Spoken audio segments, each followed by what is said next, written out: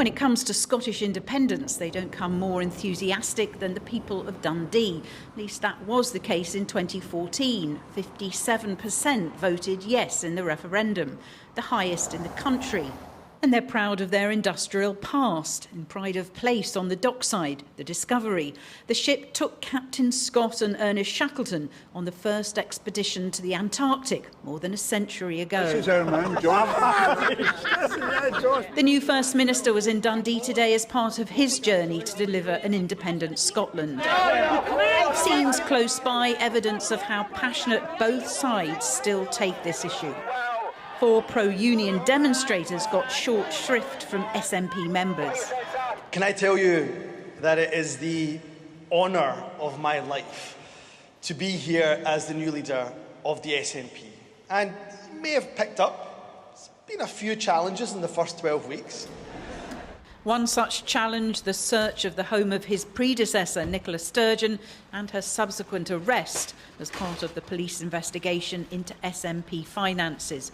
She was released without charge. Humza Yousef had hardly started before he was heckled by an SNP member. Whether we're talking about... That's okay. She wanted to talk about health services rather than independence. We need answers. But she left when he tried to talk to her. Back on track, the First Minister said independence was the only solution to a struggling NHS and the cost of living crisis. And his target, a big win for the SNP at the next general election, to force the Westminster government to negotiate with him over a second independence referendum. No surprise, a standing ovation from the party faithful to the new First Minister. But it seems that there's been a steady decline in wider support for the SNP since Nicola Sturgeon stood down. One opinion poll recently suggested it would be Labour, not the SNP, who would win the majority of seats in Scotland in the next general election. It seems Humza Yousef has a Herculean task ahead of him. But if the SNP win the majority of seats in the next general election, why will the government, be it Labour or Tory, take that seriously in terms of a second referendum? They should take it seriously because time. Both have said that they won't. And go I'll that answer your question. far. The reason why they should take it seriously is because time and time again, they keep telling the people of Scotland that this is a voluntary union. Well, they have to prove it. They can't just keep ignoring people of Scotland when they support the SNP and we win election after election. And the SNP party faithful seemed more than happy with what they'd heard. Has he gone far enough, though? I think he has, yeah. I think he has actually gone much further than many people may have expected. There was a lot of conversation about how far he'll actually go, and he's made it really clear. The first thing will be that that Scotland's independence will be front and centre of this campaign.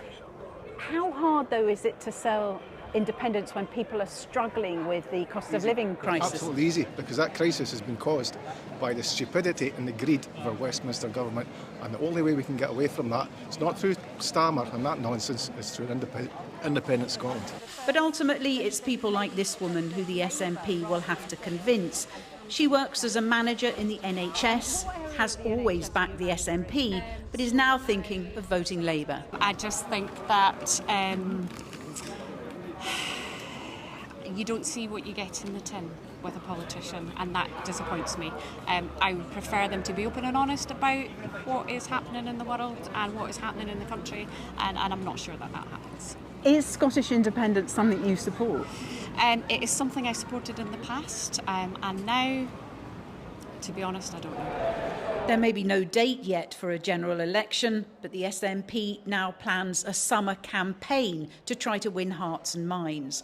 Opposition parties say the Scottish Government should focus on the country's real priorities rather than independence.